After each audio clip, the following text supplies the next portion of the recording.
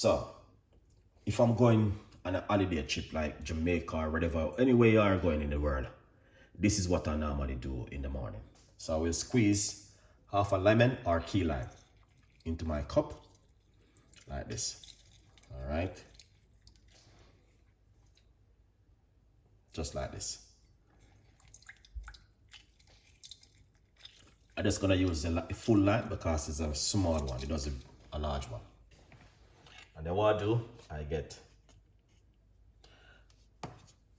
half teaspoon of cayenne pepper and I mix it out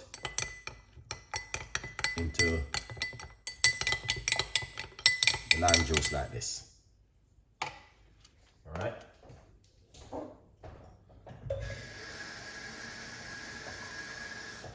And then I will pour water. And I drink this before I leave in the morning.